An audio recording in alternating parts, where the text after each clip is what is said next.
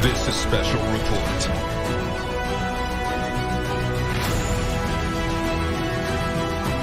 Black holes are one of the strangest things in existence. Neil Armstrong may have seen extraterrestrials on the moon.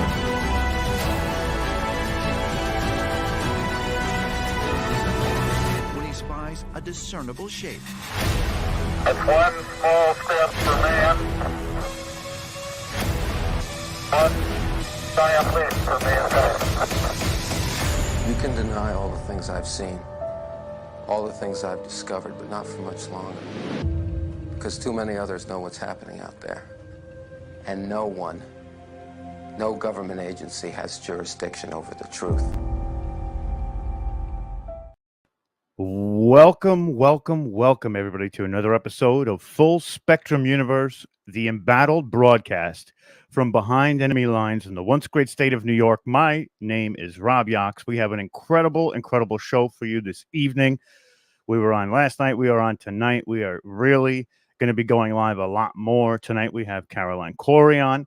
We're going to go into it a little bit, but one of the fascinating things about this amazing woman and the work that she does is she has caught something on tape or on film that nobody has ever caught in the way that it was caught, with the science to back it up. It is just truly incredible. We're going to talk about that. We're also going to talk about how she got to that point in her life. But before we do, Cory is an award-winning filmmaker and author of the best-selling books on consciousness and energy medicine.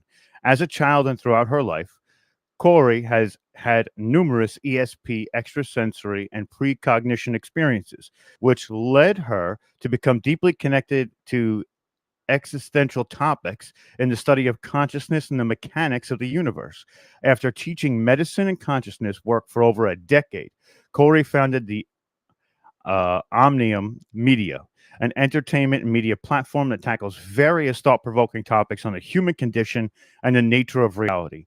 In addition to writing and producing, Cory continues to lecture and coach internationally on various mind over matter subjects and appears regularly as a guest expert on the supernatural phenomena at major conferences and a television show, including The Unexplained with William Shatner, who was also in a Tear in the Sky, and the History Channel's popular series Ancient Aliens. Among several recent accomplishments, Cory's latest film, Among Us, Superhuman, The Invisible Made Visible, and her latest, A Tear in the Sky, have won multiple Tear in the Sky, I apologize, have won multiple film awards and nominations at various festivals around the globe. So without further ado, let's bring on Caroline. Caroline, how are you this evening? Hey, Rob. I'm great. How are you doing? I am incredible. You're here. We're going to get into a lot of different topics. So I apologize for calling it a tear in the sky. I think we did that on a Portal to Ascension conference when we were there together. We started off like that, but it's a tear in the sky, everybody. And I just wanted to give you the recognition that you deserve before we start, in the fact that you were able to take what people have witnessed for so long and you were able to apply science and method to it to prove that there was some anomalous aspects to what you were witnessing with your own eyes. And that to me is just bridging the gap between what we see in sort of reality to where we are and what we talk about that becomes more of a theory. But what you saw was a reality, and you backed it up with all different types of equipment and science to really hit home. And it was a home run too, because of what your latest movie had uncovered. So, I just wanted to give you complete thanks and really the recognition of that, because nobody has really done that the way that you did it. So thank you. And we appreciate you in this community of seeking the truth. Yeah, thanks for having me. As a filmmaker, when I want to tackle a subject, first of all, my signature, I think, as a filmmaker, is to try to bring validation to what people call paranormal, paranormal topics. And so how do you do that?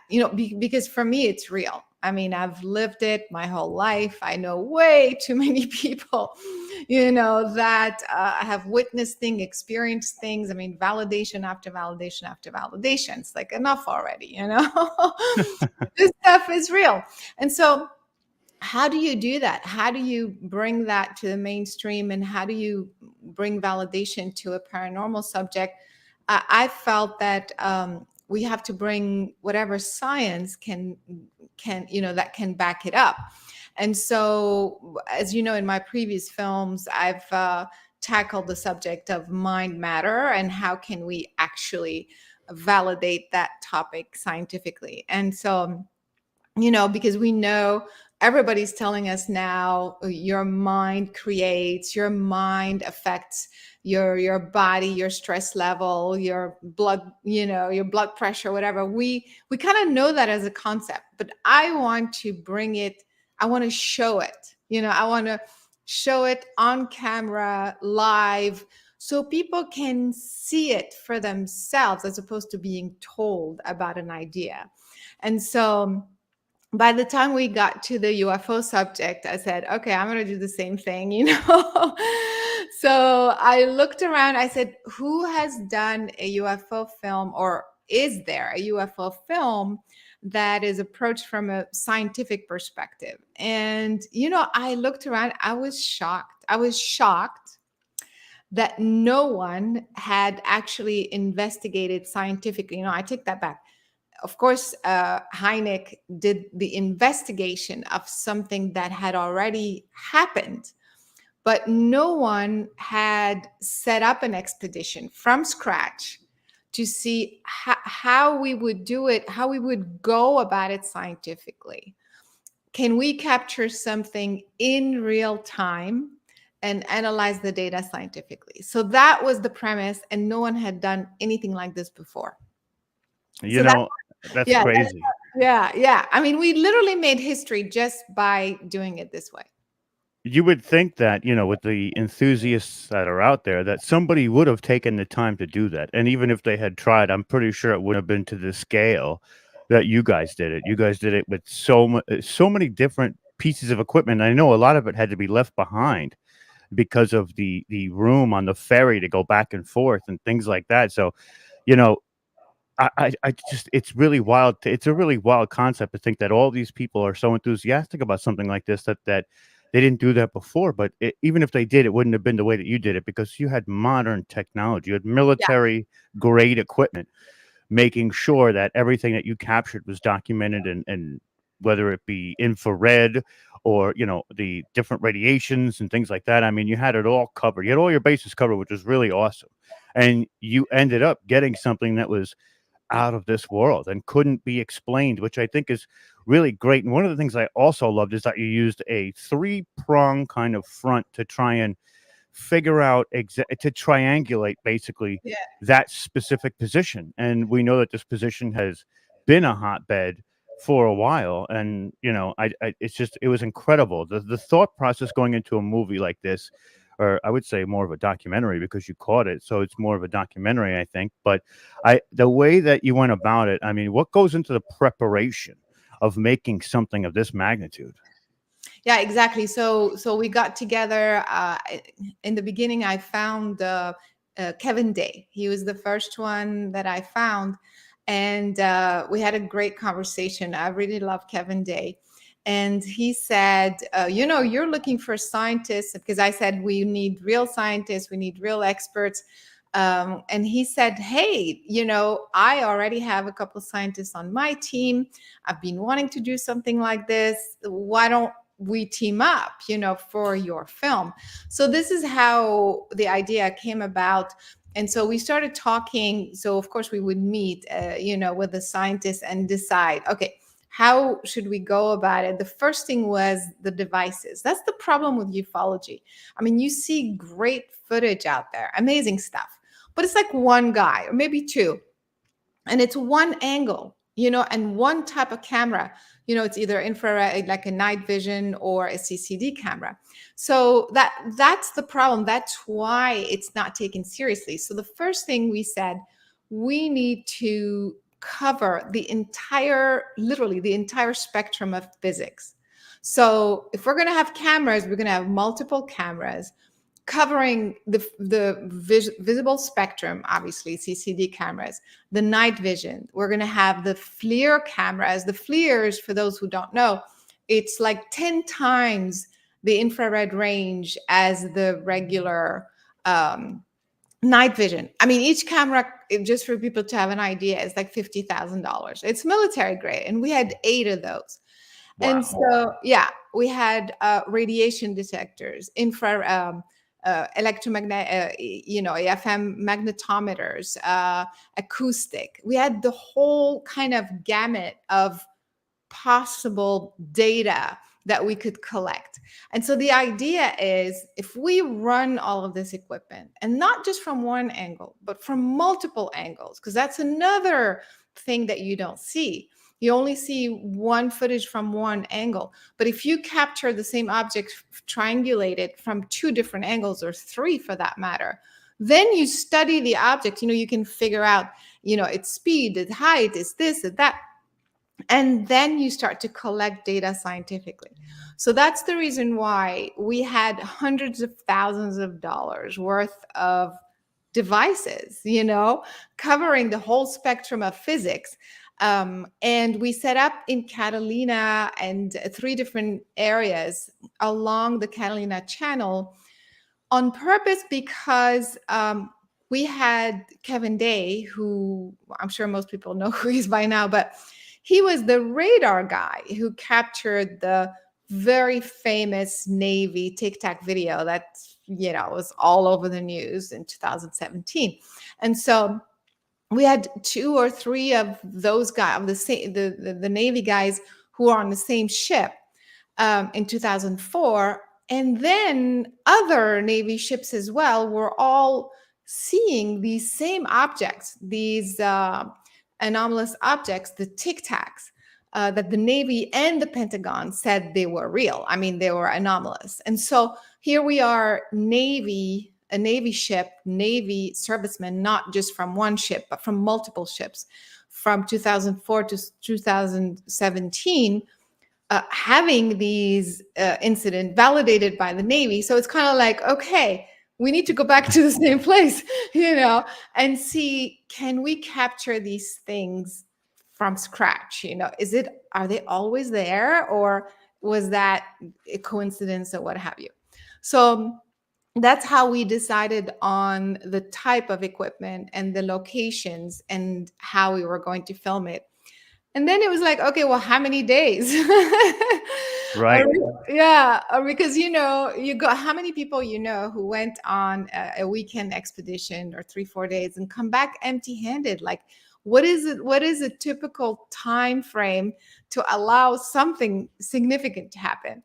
And so originally we said 10 days. And, of course, I funded this movie, which was crazy. And yeah, I was like, you saw the production value. I mean, this was a big movie. I mean, we had Top tier. It was top tier production value for sure. Yeah.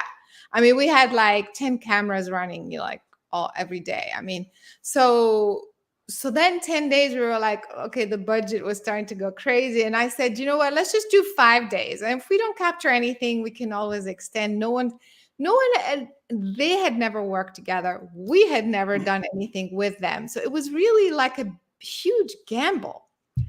And sure enough, in 5 days, you saw what we were able to capture, which was crazy. That's a lot of people come back empty-handed like that. So one of the things that I heard you say from another interview you did was that you had a premonition that you essentially were going to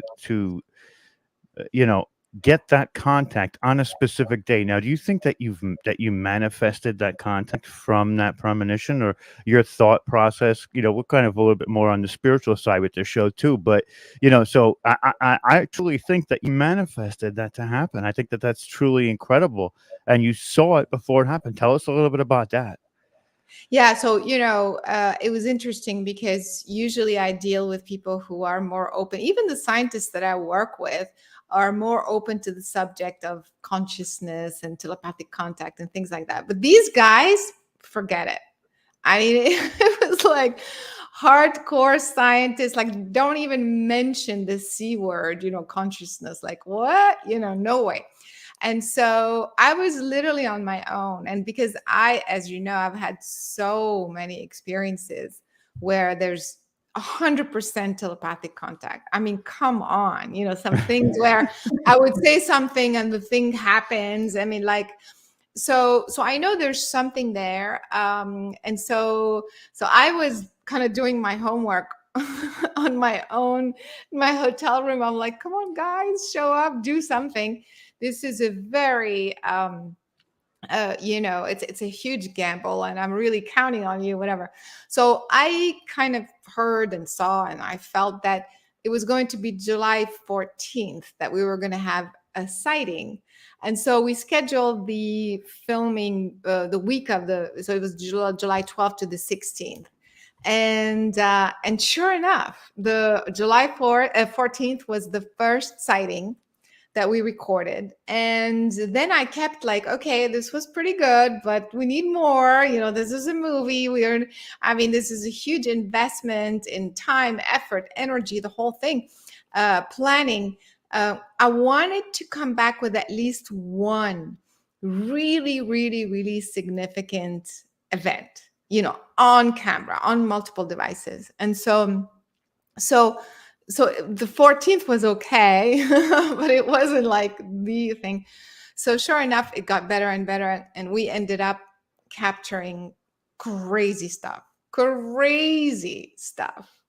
I don't want to give it away either. If you haven't seen the movie, you definitely need to, because there is film that was captured that is so phenomenal to me, and seeing it the way that it was presented was just like, it was like an oh shit moment, like holy cow, like this is, and I don't usually curse on the line, but it was really like, oh my god, like what am I looking at right now?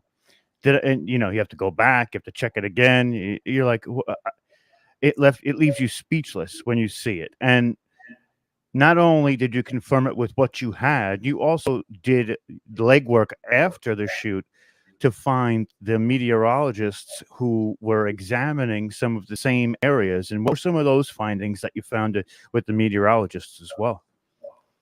Yeah. So what happens is that when we capture something on camera, again, these are hardcore scientists. They're not going to look at something and go, oh, okay, this is a UFO. I mean, we go through a whole process, the first thing is we think it's a camera glitch. So we have to rule out it's not a camera glitch. It's not this. It's not a bird. It's not this.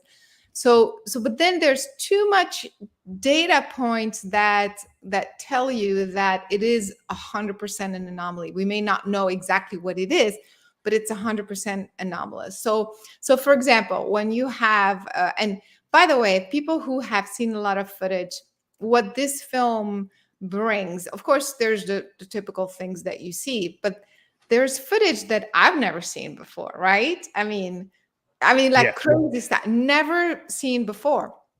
And so that's why even people who have seen a lot need to see this film, because of what we found, not only that it's unique, but the implications, which we should talk about a little bit.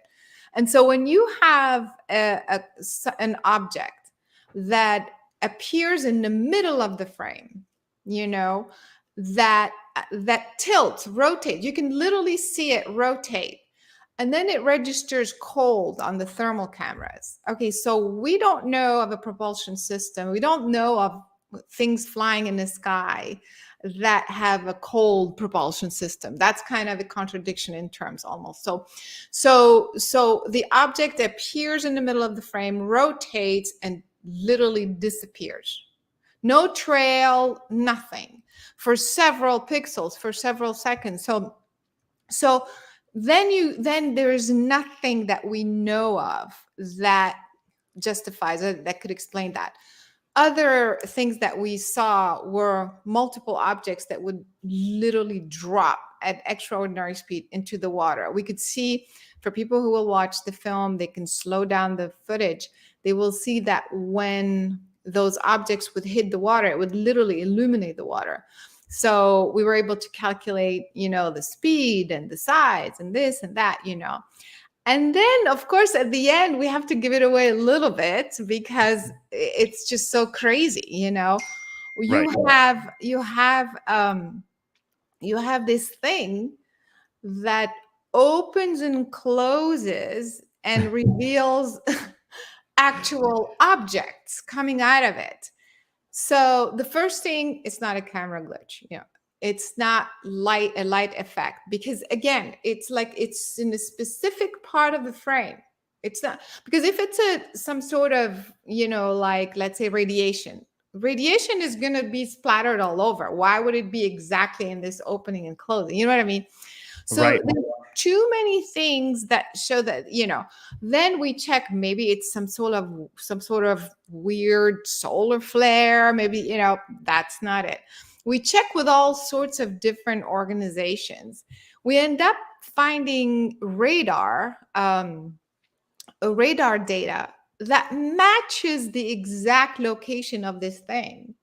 Exactly at that time, there is some sort of cluster going on, and the radar picks up on objects. That's what the radar does. It picks up on reflective object. So it's showing these 50 to 100 objects coming out of this opening and closing. What do you call that?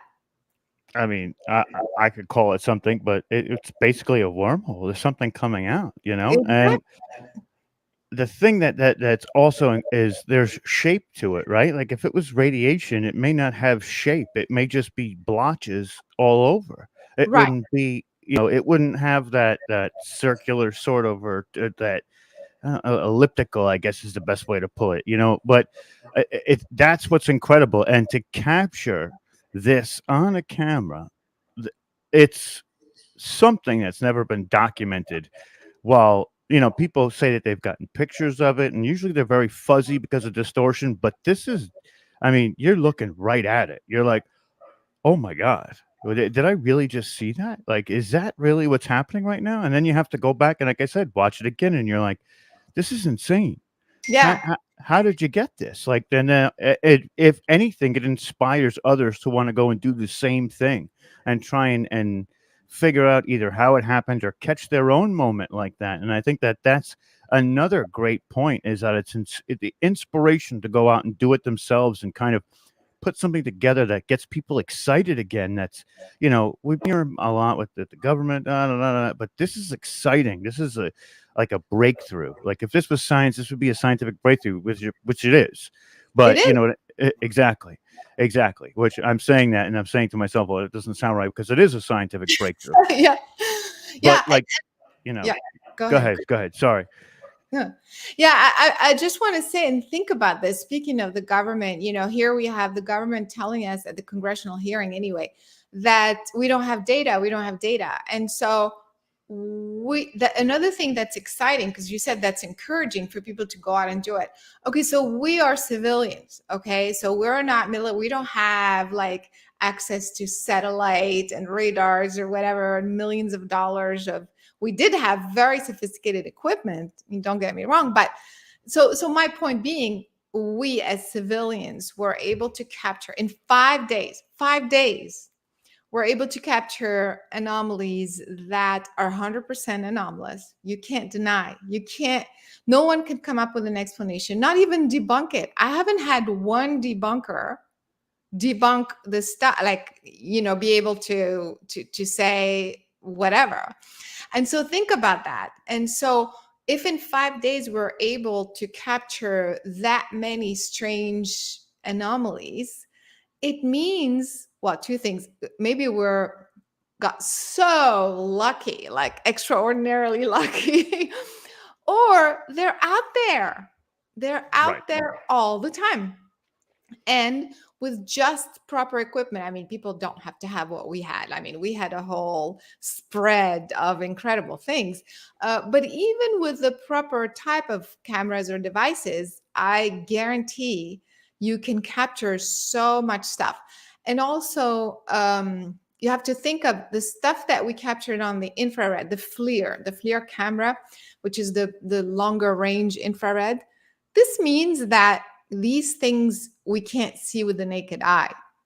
So as we're looking up into the sky, we see nothing. But as soon as we use this camera, we see all this stuff. So this means that there's all kinds of stuff going on right now above our heads and probably below, underwater. That's another thing that we're not paying attention to.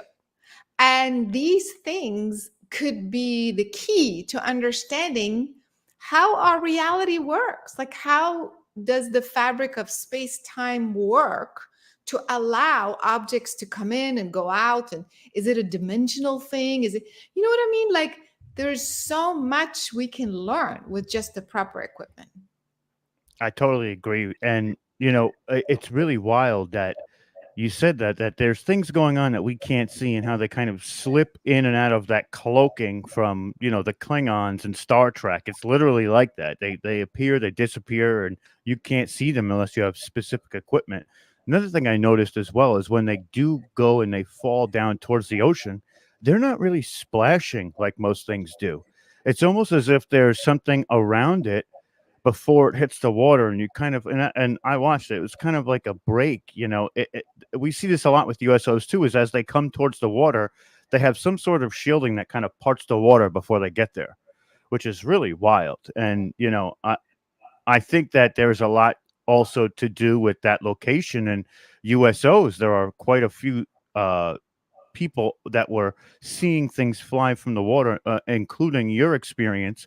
And I think that, you know, examining all of this is truly intriguing too. And I agree that we have to figure it out to understand that the dimensions of our reality, right? Like the perimeters of what's possible. And it's just so incredible to talk to you about that. One of the things I want to kind of go to is, for people who don't know, how did this all start for you? How did you get to be where you are today? And what was that first moment that kind of tipped you off that your life was going to be a little bit more extraordinary than some of the people who work that 9 to 5?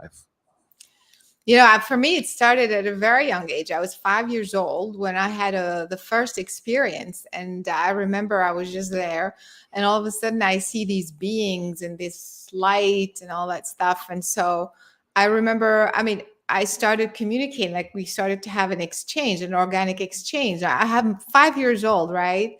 And so I was like, oh, but it felt amazing. It wasn't like seeing a ghost or anything like that. And so it felt more like home. It was like, that I like. And so because of that kind of, it was a seamless communication. And I realized that I could see them. Like I could see the subtle energy. I could see the space between me and them. And I could see the energy being transferred between them and like their mind, their consciousness and mine, and how basically how telepathy works basically. And so, and one thing they said, I remember, is this is kind of a lineage, you know, like you come in a physical world, in a physical body, but then your consciousness lineage, the stream of consciousness that is you, doesn't stop at this body. Like you continue to exist, and we're kind of on the other side, you know, as part of that same lineage. So of course, like I'm 5 years old, you know, it made sense in a way because it was familiar. I don't know how to describe it.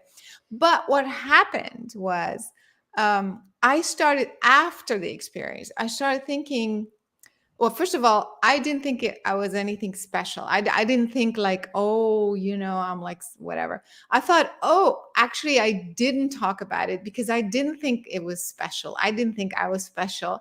And I thought all the kids have this experience. So if I go out and say, hey, this happened to me, they'll laugh at me. They'll be like, oh, yeah, we do that all the time, you know? So, because people ask me, did you tell your parents? Did you? I didn't tell anybody. So anyway, so I grew up kind of like that, having these kind of otherworldly experiences. And later, of course, when I was much later, when I was like 14, 15, I remember I realized that, wait, no, not everybody does that. You know, so it's like, so then I start questioning, so am I crazy? Is there something wrong with me? Like, how does it work?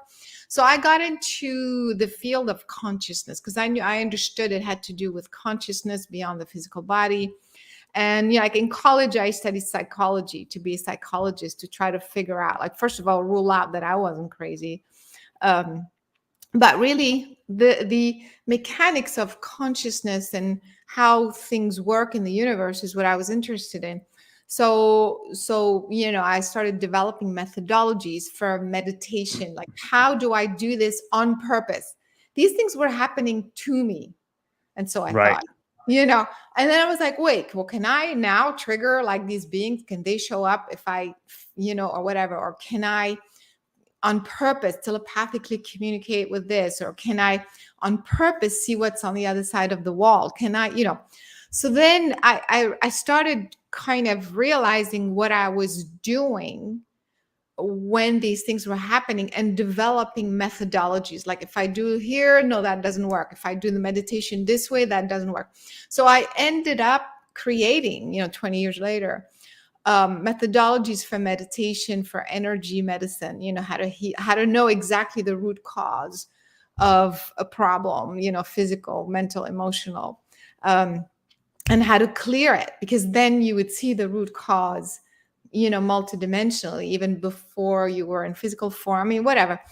And so that's kind of how I got into this whole field. And then, then I would do things purposely, like on purpose, And so that's kind of how, and of course I kept having experiences myself that got better and bigger and more kind of, understanding more and more of the mechanics of all of this, and when we say mechanics of consciousness, is mechanics of life, because everything is consciousness, you see. Absolutely, everything is connected, and that's one of the things we kind of study a lot on my channel. What we do is a lot of consciousness stuff. So, are you still in contact today with these entities?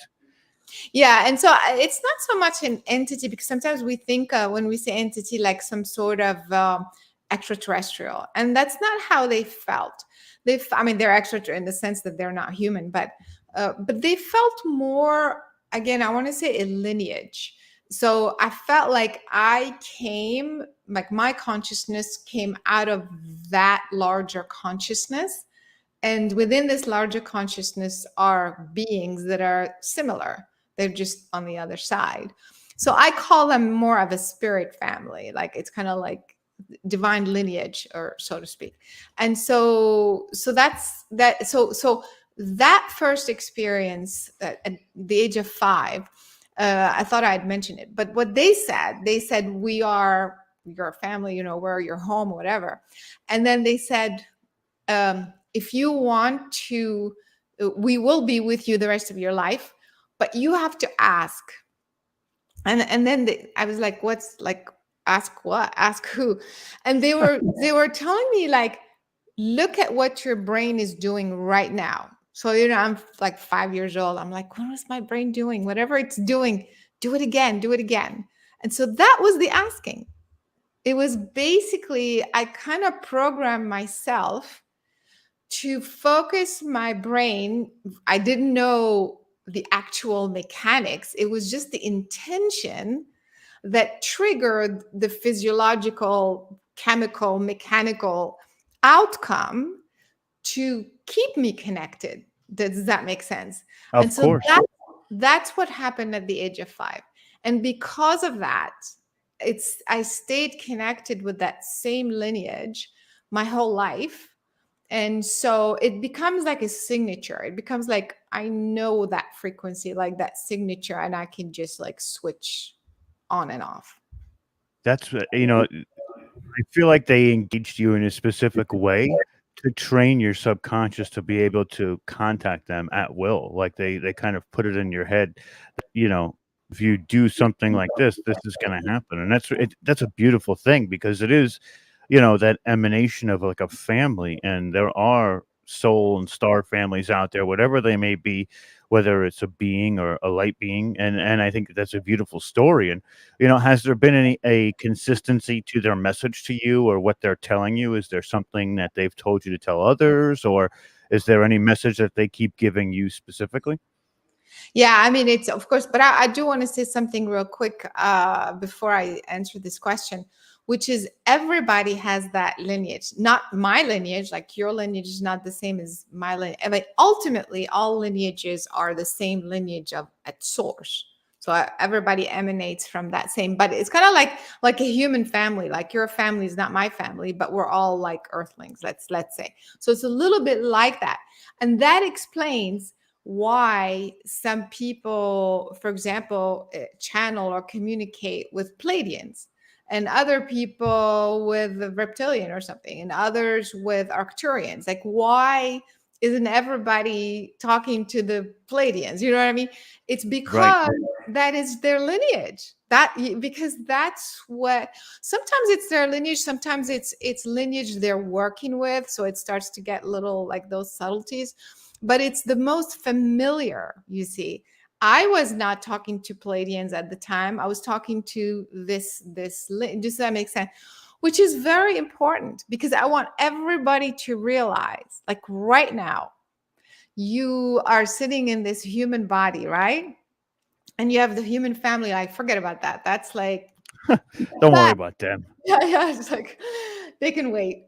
But in this human body, you are just an aspect. Just imagine that your consciousness continues on and on and on and on into the universe. And you originated from that before you were ever human. It's not a past life as a human. It's a past, it's your lineage from the universe. And so the idea, another thing that became clear, you said, what's the message? There were so many messages. I wrote 3 books so far just on that.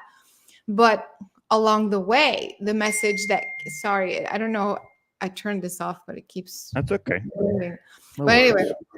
yeah. So what happens was, the purpose of understanding that this concept that you are that divine lineage is that so you can bring that consciousness through your human aspect. Because think about this. So every time I speak right now, because I'm so aware of my higher lineage, which is a lot bigger, a lot more expanded. Let's call it what it is. It's pure and divine, and everybody's the same, And so you start to bring that unique divine signature through everything that you think, everything that you say, everything that you express through the human frequency, the human aspect. So now you are pouring into the human collective consciousness frequencies. You are emanating the human you, but you're also emanating this larger divine you at the same time, you see. So that's what the awakening is. That's what you are awakening to who you really are, so that the more conscious you become of that original lineage, the more you can broadcast it through everything that you do. So now, if I do that with my lineage, and let's say you're a Pleiadian, you do that with the Pleiadians and the Arcturians and whatever, so we're all pouring. We are conscious, awakened being. We're all pouring into the collective consciousness all these different signatures. You see, all these different energies. So the collective consciousness now starts to evolve with new higher frequencies automatically. That's why your individual awakening, your individual work, does that make sense? Of course. It's so profound. Is for the evolution of humanity. And you have to be in human body, in human form, to impact, to have an effect on the human collective consciousness. So for example, the angels who are not in human form, they can pour all they want. They can keep talking and broadcasting. It doesn't affect the collective consciousness, the human collective consciousness. It kind of influences, like an angel is telling you, be a good person, blah, blah, blah, but it's like kind of like on the outside. It's not the same as me being a human among humans, because then we have one brain, one collective consciousness, you see? And so what I say over 14 seconds is going to tip the balance, you see? It's going to have an effect. Whereas the angel is not going to have an effect in this way. Does that make sense? Of course. That's why we incarnate.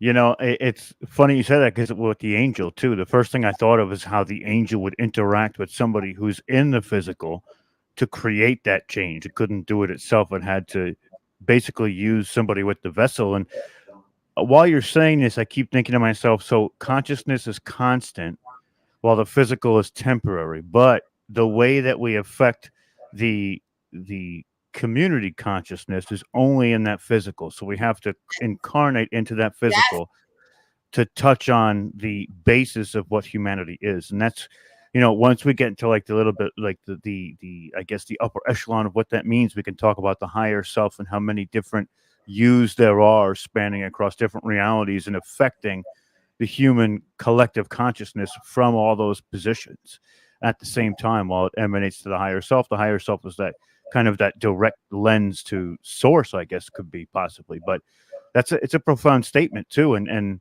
how we have to take the time to express those things to make sure that we are basically helping those around us, in the sense of everybody has their own place where that awakening happens, where their threshold is, where they would get engaged to a point where they say, okay, now I understand, and by you saying, like you said, 14 seconds, it could be that you can affect this person, but not this person.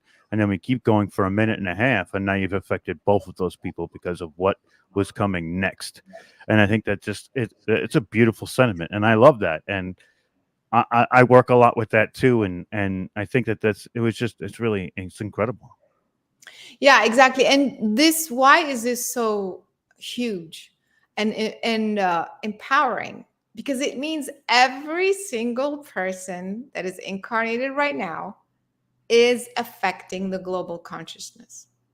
Every single person, whether we like it or not, whether we accept it or not, because you are energy, you are broadcasting energy. So everybody's broadcasting, emanating energy that's pouring into this global energy. And so that's how everything is affecting everything. And so that's why when you awaken, when you are in a higher vibrational state, that's kind of the importance of your work, your individual work, is you realize that when I am in a low state and I'm vibrating in anger and frustration and fear, then that's what I'm pouring into the collective consciousness. You start to be responsible for how you are tilting, the balance, the equilibrium of the collective consciousness, you see. So if you want me to continue on the subject, for people to realize that their presence on earth is purposeful, and they don't have to be doing some job, like people think, oh, do I have to be like Mother Teresa or something, or go like build green homes or be a healer? You don't have to do anything. You can sit in your living room and do energy all day long. You see what I mean? And you Right. are affecting, which could be a little boring, but I'm just saying though, it's all energy, it's all frequency. And you're using this instrument simply as a vessel of broadcast so that you can affect everyone that looks like you, meaning in a human vessel. That's the main purpose of your existence. And so when you work on yourself, you are now contributing to the evolution. And the more you work on yourself, so this is what happens. We have 7 billion people. Most of the planet is vibrating in fear. Come on. That's the way it is, right? Let's call Yep. it what it is. There's chaos, there's confusion, there's fear, there's anger, there's blah, blah, blah. Let's, continue. That's the fact. So people talk about, do we need to have the majority of the planet to be vibrating in the love state in order for, humanity to shift? I don't think so.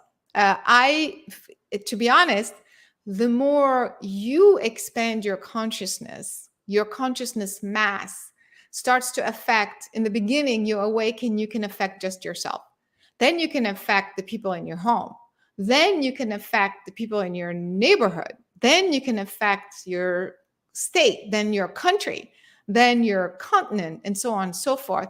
The more your consciousness mass expands, the more you develop this ability to bring the universal consciousness through your being. Does that make sense? So Of you course. bring it through and you become more mass, more mass, more mass, more mass, therefore affecting more people.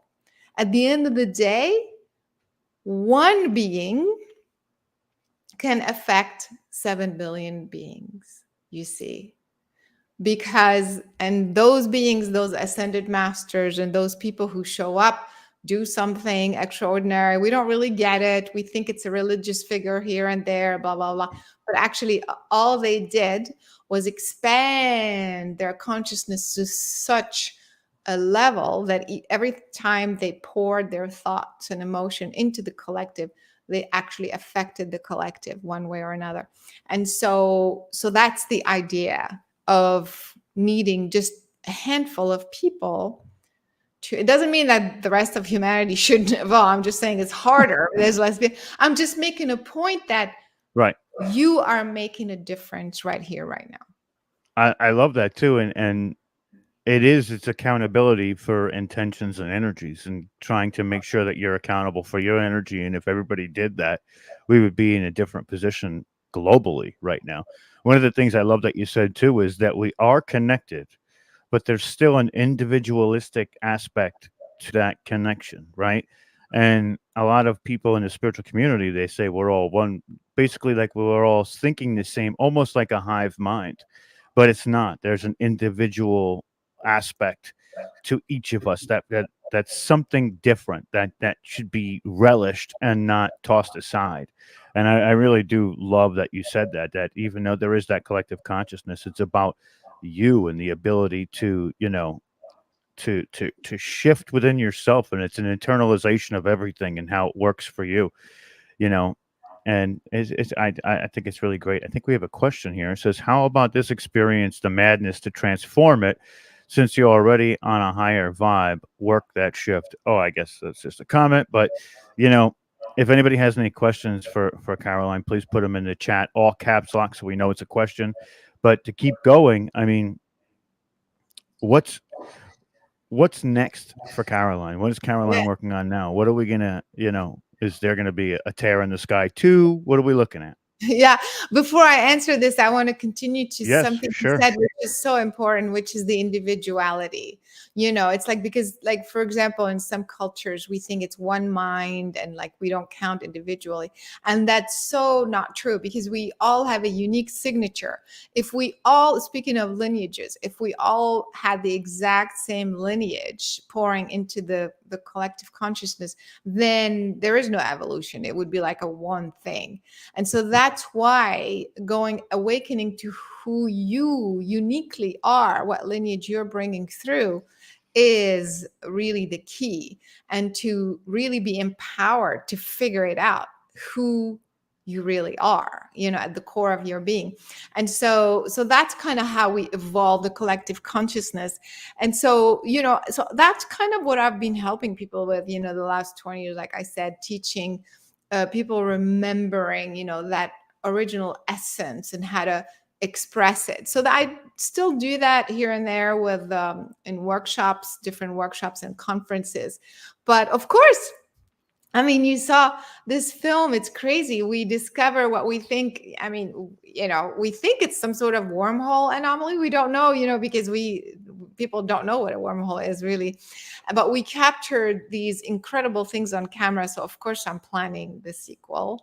And because we learned so much in the last film. I mean, there's so many mistakes and problems and power outages and software malfunctions, and that next time it's going to be that much more precise, that much more advanced, actually, technologically. And there are inventions that David Mason, I didn't mention David Mason, he's the person who had all the equipment and the inventor.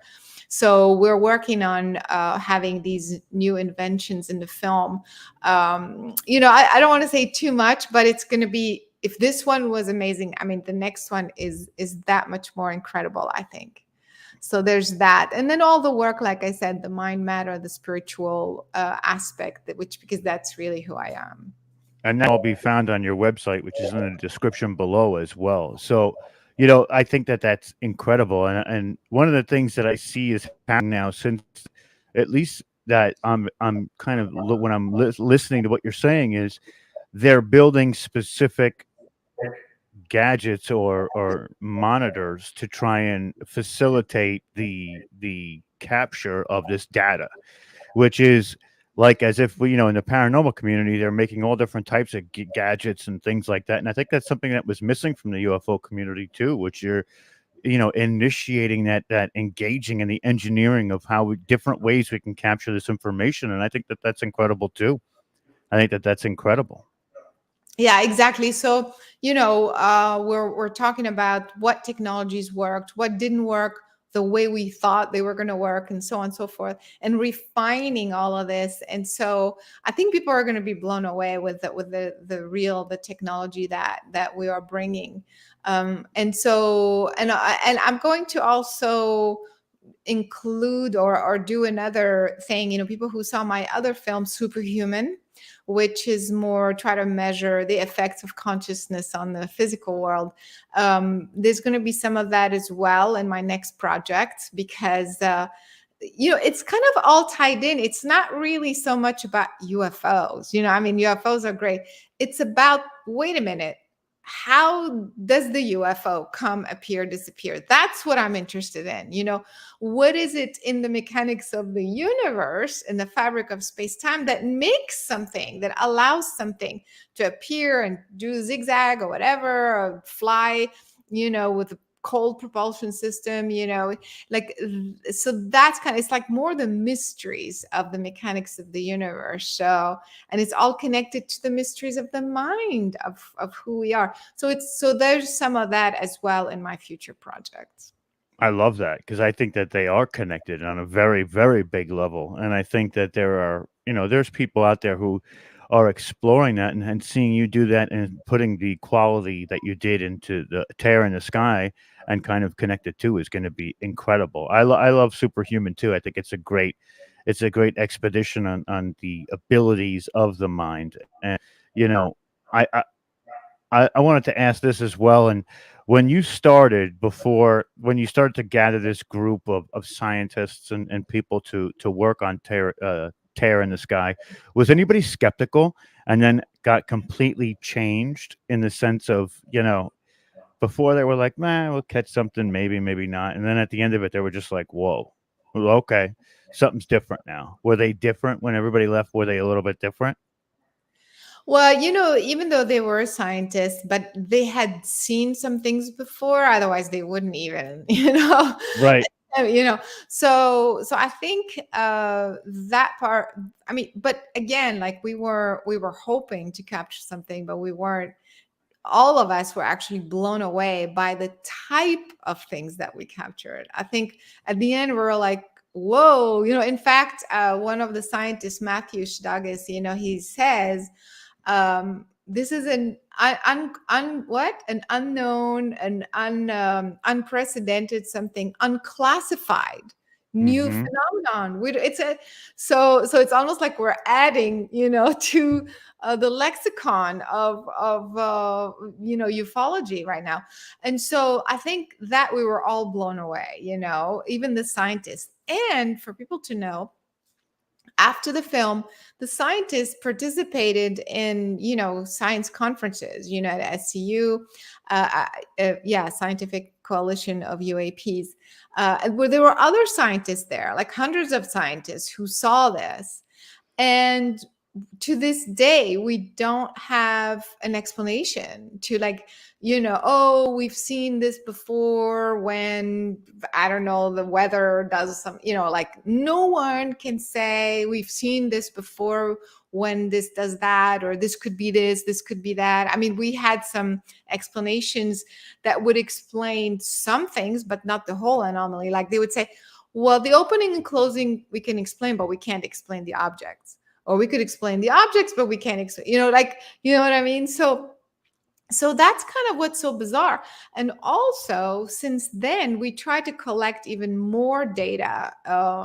And we try to collect satellite images from, so just long story short, we contacted private organizations and governmental agencies and stuff. And we even requested through the Freedom of Information Act, the satellite images of those coordinates, that time, that date.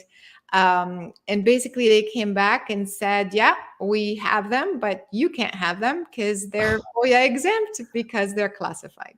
Of course, they're not going to tell us. But that, I mean, that is going above and beyond. And I'm curious to know that when they brought this information to the conference with the scientists, how was it received? Was it received with an acknowledgement of, like, were they standoffish? Were they just like, were they reasonable in the sense that they like actually were listening? Like, okay, Yeah, so I wasn't there in person because I was actually moving that weekend, but I watched the video afterwards. And the scientists, the two scientists in the movie who were at the conference, and they told me, because they're putting their neck on the line. of course. Scientists are like, oh my God, we're going to be judged, this and that.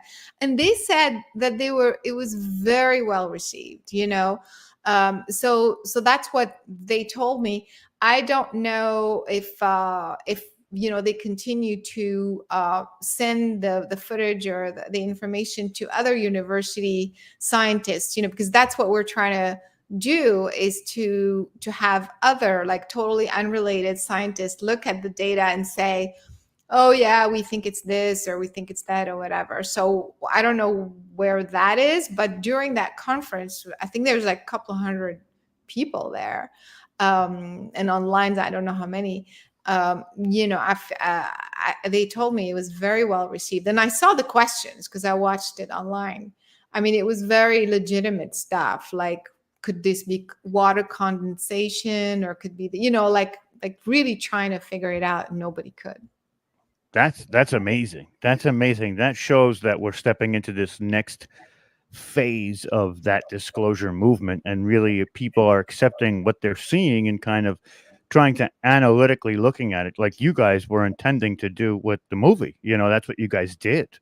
So now these other scientists that weren't a part of the team were seeing it that way too. And I think that's a great marker to kind of show how progressive this movement of disclosure really is getting to be. And I think it's truly commendable and admirable the way you guys put that together to intrigue them in such a way. And again, not all science is set in stone, and the fact that they were able to articulate that understanding of, or at least engaging it too, is truly a step in the right direction. So I think that's incredible. That's such an incredible thing, and that's truly where we are, like, right now, trying to figure out what's next, where is next, how is next.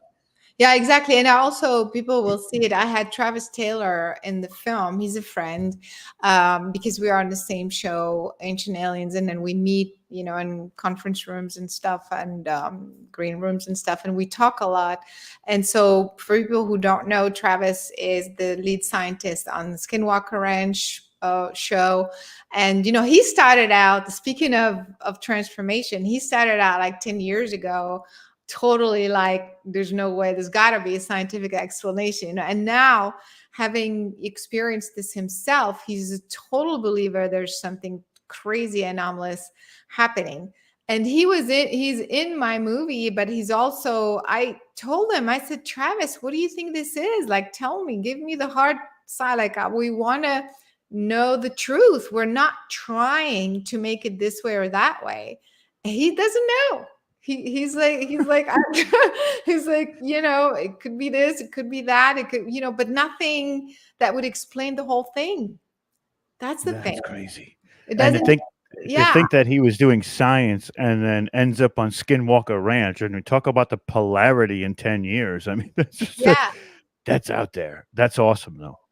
Yeah, exactly. So, that's actually Travis's transformation is like, I love that, because, and now he talks about consciousness, and he did before, but not to this degree. I mean, like, he's had his own very paranormal experiences on Skinwalker Ranch.